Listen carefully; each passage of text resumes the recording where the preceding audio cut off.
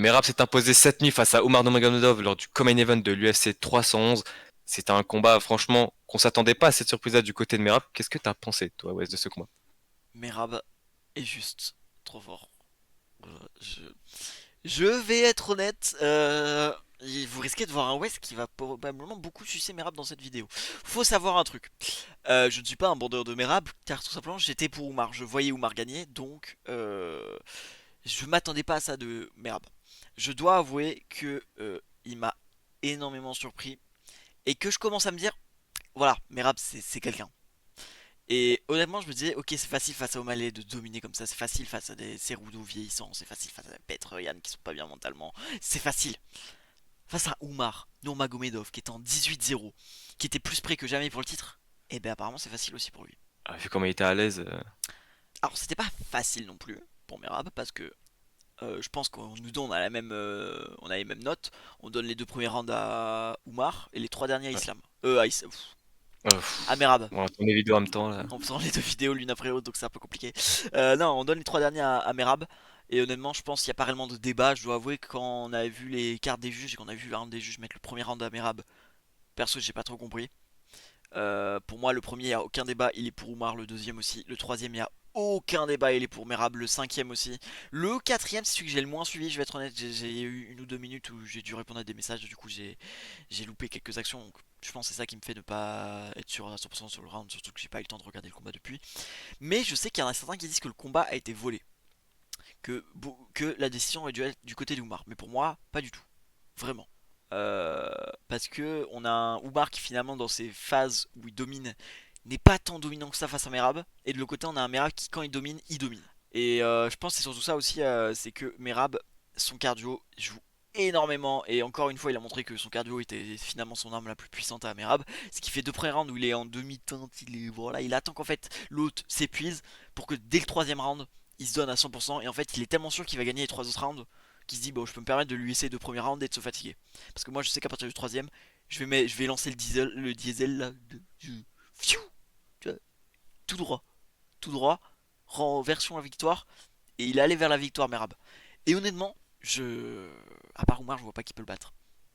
Merab, parce que là, vu le combat qu'il nous a fait, euh, on est sur une performance de patron. On peut le dire, on est sur une performance de patron pour Merab. Contre un mec comme Omar. Et d'ailleurs, c'est le premier à battre quelqu'un du clan de Nurmagomedov aussi. C'est vrai, 60, Premier. 68, 69, 0, je crois, c'était un truc comme ça. Euh, et première défaite pour le clan Nurmagomedov. Alors, pour ceux qui ne le sauraient pas, Saïd Nurmagomedov, qui est aussi chez Bantam, ne fait pas partie du clan. C'est le même nom de famille, mais c'est pas la même famille. Voilà. Puis, ça existe des gens qui ont le même nom de famille qui sont pas la même famille. Je sais pas si vous connaissez la vie. Mais voilà. En fait, je suis vraiment choqué de la performance, contrairement à celle face à O'Malley, parce qu'en fait, bah, O'Malley, je m'y attendais un peu. C'est-à-dire qu'O'Malley, s'il n'arrivait pas à créer la distance comme il a fait avec Sterling, Merab allait le bouffer. Là, je m'y attendais pas parce que, en fait, on est sur deux lutteurs d'exception, on est sur deux mecs qui ont un grappling incroyable, et au final, bah, c'est un combat qui se fait 95% du temps debout. C'est un combat où les deux combattants refusent d'aller au sol, enfin au tout début, parce que à partir du troisième round, Oumar il va emmener Merab au sol, sauf que c'est Merab qui refuse le sol avec Oumar. Donc peut-être il sait qu'il le domine, peut-être, enfin il peut peut-être le jouer en lutte, mais peut-être qu'il sait que dès que t'es au sol et que t'es en grappling en général et que t'as tout ce qui est soumission, etc. Peut-être Merab, il sait qu'il est en dessous d'Oumar. Et peut-être qu'il avait peur de ça. Maintenant, c'est vrai qu'un Merab qui est pas du tout connu pour son striking et Oumar qui est finalement, pour beaucoup, était au-dessus de Merab en striking avant le combat, notamment pour moi.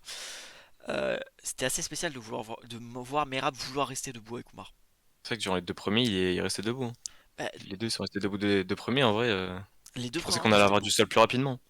Bah, moi, je pensais vraiment que, ouais, on aurait du sol, peut-être un premier round où ça juge, ce qu'on a eu Ouais, finalement. voilà. Mais quand même qui est dominé par Oumar parce que Oumar frappait plus fort que Merab. En tout cas, mettait plus de dégâts. Mais c'est vrai que dès le deuxième, moi je me suis dit ça va aller au sol après s'être jugé debout, se dire ok, ok, voilà. Je me suis dit, boum, ça va aller au sol et ça va se tabasser au sol, tu vois, et qu'on allait avoir un truc de sol d'exception comme on aurait pu avoir avec Arman Islam, tu vois. Mais au final, Mm. bon, on a été sur un vrai combat de striking où limite, franchement, j'allais dire limite, toutes les phases de lutte qu'on a eu, le peu de phases de lutte, enfin, le peu de temps de phase de lutte qu'on a eu, parce qu'il y en a eu beaucoup, mais qui ont duré 2 secondes, les défenses de lutte de chacun, j'ai trouvé ça super beau à voir. Vraiment, Ah, c'était sublime, les défenses de lutte de chacun. Moi, je me souviens d'un moment où Merab fait tomber Oumar, il va pour lui foncer dessus, et Oumar le pousse avec ses jambes en l'air pour faire un retournement sur Merab, et au final finir dessus Merab. Bon, Merab arrive à se relever à côté, enfin après. Mais c'est vrai que c'était incroyable, et surtout, bah, comme d'hab, Merab nous fait du Merab, c'est-à-dire que à chaque fin de round, dès qu'il sait qu'il a gagné un round, il fait le show. il a fait même pendant les rounds. Ouais, mais ce que je veux dire, c'est que les gens se disent, ouais, Merab il est pas concentré, machin. C'est-à-dire ce que nous, il y en avait qui disaient ça, nous, quand on regardait l'événement ensemble. Euh, c'est que Merab est pas concentré parce qu'il fait trop le show. Bon, c'est comme ça qu'il se concentre, j'ai envie de dire. Mais moi, il y a une chose que je retiens, c'est que durant ce combat-là, Merab n'a fait le show qu'à partir du moment où il savait qu'il avait gagné le round. Je suis désolé, mais le premier, deuxième round, je le vois pas faire le show. Il fait le show qu'à partir du troisième, quand il sait qu'il a gagné le round. Il le fait que dans la dernière minute du troisième. Puis quatrième, il attend d'être sûr de gagner le round au point. Du coup, après, il fait le show. Et pareil pour le cinquième. Le cinquième, il fait le show à la toute fin. À la toute fin, il célèbre alors que c'est pas terminé le combat. Ah, Genre, il va carrément parler il tous les court et dirigeants et tout. tout. Il fait ouais, let's go, j'ai gagné. Bah, après, il a raison, il a gagné, tu vois. Après, quand tu vois la tête d'Oumar à la fin, même à la fin, quand il déclare qu'il pensait avoir gagné le combat, vu sa tête, au moment où ça sonne, je suis pas sûr. Ah, mais pour moi, ça se voyait. Je pense Enfin, qu'il savait déjà qu'il avait perdu. ouais, mais je pense que c'est vraiment un problème de. Je pense vraiment les Nurmagomedov sont ultra fiers. Tu vois. Et Ouais, ouais, ça a c'est ça. autant un bon point qu'un mauvais point parce que le jour où cette fierté est brisée, bah, c'est là où le travail sur soi est ultra important. Et le problème, c'est que, ouais, quand t'es quelqu'un qui est invaincu pendant des années, enfin depuis le début finalement, quand t'es vraiment invaincu, bah, le jour où tu perds, c'est cataclysmique pour toi. Et il faut savoir se relever après. Islam a totalement réussi ça. Oumar, à voir ce que ça donne. Honnêtement, Oumar, le problème, c'est que physiquement, je sais. Il pourrait monter en phaser. Mais moi, j'aimerais vraiment voir une revanche. Parce que la main de Oumar a été cassée sur le premier round. C'est pour ça qu'il a pu Ouais. taper, il a pas pu taper comme il voulait sur les trois derniers. Je pense surtout que le cardio a beaucoup joué. Mais un Oumar qui bosse beaucoup sur le cardio et qui n'a pas la main cassée face à ce Merab là, j'ai vraiment envie de voir la revanche. Moi, mon combattant préféré dans le KT, c'est O'Malley. Et O'Malley a signé pour le prochain title chose. Mais j'ai pas du tout envie de voir un Merab O'Malley après ça. Moi, je veux vraiment voir un Merab Oumar. Vraiment, là, je veux voir le deuxième combat entre les deux. Là, ça m'a trop donné envie de voir la suite. Parce que enfin, on a pu voir quelqu'un qui peut tenir Merab. On a vu quelqu'un qui a tenu Oumar. Ça, c'est... Bon, là, on a eu un vrai combat. Et ouais, c'est pour l'instant, c'est le combat de l'année. Il n'y a aucun Ouais. débat. C'était le combat de la soirée, évidemment. Ouais, ouais, ça te fait of the Night. Euh, Maintenant, pour la suite, pour les deux combattants, du côté d'Oumar, j'ai l'impression qu'on est un peu bloqué du côté d'Oumar. Bah, est-ce qu'ils vont lui redonner quelqu'un en attendant que O'Malley il prend son title shot contre Merab? C'est-à-dire que pour moi, là, j'ai vraiment vu une différence. Pour moi, là, les Bantam, t'as toute la KT. T'as le top 5, top 3, là, avec Yann, O'Malley et tout, qui est au-dessus du reste. Et pour moi, Oumar et Merab, ils sont au-dessus de tout le monde. Vraiment, pour moi, Oumar et Merab, c'est une classe au-dessus d'O'Malley, tu vois. Pour moi, Oumar, il bat O'Malley, hein. S'il y a un combat entre les deux, il bat O'Malley. Ouais, ouais, ouais. Et limite, ce serait plus intéressant pour moi pour O'Malley de monter. Mais honnêtement, si Oumar, son Némésis, c'est Merab, Merab, il est très bien en Bantam, il va pas bouger, hein. Donc j'ai vraiment du mal à voir la suite pour Oumar. S'il monte pas en phaser, j'ai beaucoup de mal à voir la suite pour lui. Sachant qu'en phaser, il y a déjà quelqu'un qui a un profil assez semblable à lui, c'est Evloef, qui pourrait prendre la ceinture après le départ de Topuria de la KT. Tu vois, en fait, t'as un peu un mec qui est spécialiste, un peu, enfin qui est un peu, tu vois, dagestanais, un peu spécialiste de la lutte, etc. dans chaque KT. En Hmm. flyweight, c'est Ulanbekov.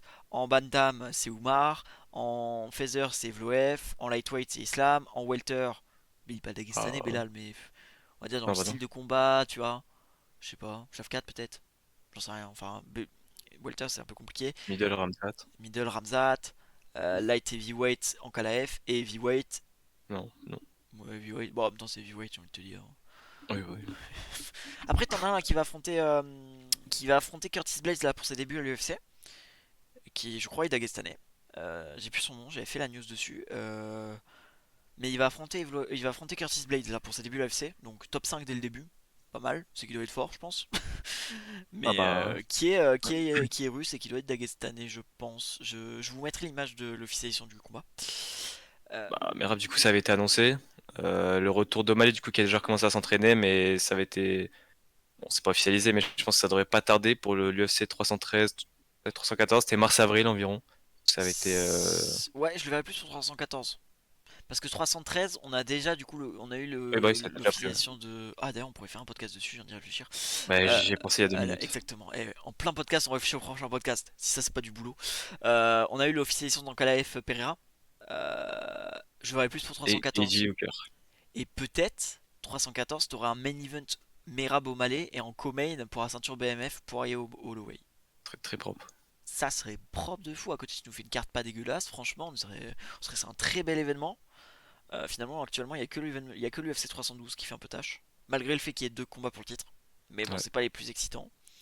Et ouais, comme tu as dit au Malais, le problème c'est que Merab il va laver toute la KT pour moi à l'heure actuelle.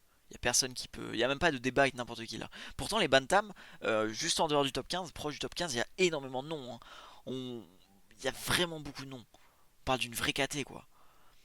Mais Merab, j'ai l'impression qu'il y a une dimension au-dessus de tout le monde dans cette KT. Et à l'heure actuelle, pour moi, le seul qu'on pourrait. En tout cas, il y a un combat que j'aimerais vraiment beaucoup voir pour Merab. C'est quelqu'un qui n'est pas Bantam, c'est quelqu'un qui est un flyweight, c'est Pentoja. J'aimerais énormément voir Pentoja monter. Tu vois, genre un Pentoja qui fait ses défenses de ceinture, qui n'a plus personne contre qui défendre parce que bah, au final il avait toute la KT, Ouais. qui monte en Bantam, qui bat Davison Figueiredo pour sa revanche et qui ensuite va chercher le titre de Merab. Ou qui va directement chercher le titre de Merab parce qu'en soi, pour ceux qui le savent pas, si O'Malley battait Merab en septembre, le main event de l'UFC 310 devait être devait être de base O'Malley qui défend la ceinture des Bantam face à Alexandre Pentoja. Et ça aurait été un combat que j'aurais vraiment beaucoup voulu voir. Parce que Pentoja, il aurait pu me faire penser un peu à un Petroyan face à O'Malley. Au niveau de la taille, au niveau de la façon de combattre et tout. C'est pas exactement la même façon de combattre, faut pas. Voilà. Mais, tu vois, un Pentoja contre Figueiredo, un Pentoja contre Petroyan. Oh, ça donne envie. Et puis Pentoja, c'est un des seuls, tu lui donnes un vrai lutteur, il peut faire vraiment quelque chose, tu vois. Parce qu'il est Mm. bon au sol aussi, Pentoja. Donc, Bah, hyper complet. mais pour moi, debout, il est plus dangereux qu'un Omar. Pour moi, debout, il peut faire vraiment beaucoup plus de dégâts à Merab. Tu vois. Euh, le- Donc ce serait intéressant de voir ça. Et pour moi, limite, tu vois, c'est comme j'avais dit pour Topuria, pour moi, c'est le seul on pourrait voir l'étincelle face à Merab. À l'heure actuelle, si Umar n'a pas de revanche, Pentora, comme vous voulez, c'est le seul pour qui on peut avoir l'étincelle face à Merab. Parce que là, peu importe, je vois mal Merab monter. Je pense que Merab, il va se dire, Ouais. bon, bah, je reste là, je vais être bien jusqu'à ma retraite, je gagne, et puis voilà, on est content. Je vois pas qui peut battre Merab, vraiment. Voici notre avis pour le combat entre Merab et Oma et pour ce combat pour la suite des deux combattants. N'hésitez pas à nous suivre sur tous les réseaux, n'hésitez pas aussi, vous aussi à nous dire, je galère un peu, votre avis sur le combat en commentaire, quel adversaire vous voyez pour chaque combattant. Par la suite, nous on se retrouve dans la semaine, on a notamment deux vidéos je pense qui vont sortir cette semaine. J'ai déjà deux idées de vidéos, moi on a deux idées de vidéos parce Ouais. qu'évidemment je communique avec cette personne vu que je travaille avec elle. C'était Wes, c'était Hypno, Salut. Merad. Attends, c'est de Valishvili? Parce que ça, tu sais que moi, je l'appelle tout le temps Merad, mais du coup, c'est vrai que. Dvali Julie, Valish, ok. Valish. c'est géorgien. Parce qu'il est géorgien, Ah, Merab. merci. C'est pas Merci, mec. Je suis Merci. dictionnaire du MMA pour certains. Oui, je le savais. Vas-y. C'est vrai que Oliver était brésilien. Ouais, mec. Tu sais qu'il était blessé quand il était jeune et du coup il a pas pu faire de foot et tout. Et il Tu sais aurait que dû Poirier il jamais a jamais refaire de été. sport de sa vie. Tu sais que Poirier il a jamais été champion. Oui, si Tu sais intéressant. que Georges Champion il parle français. Parle comme ça, là.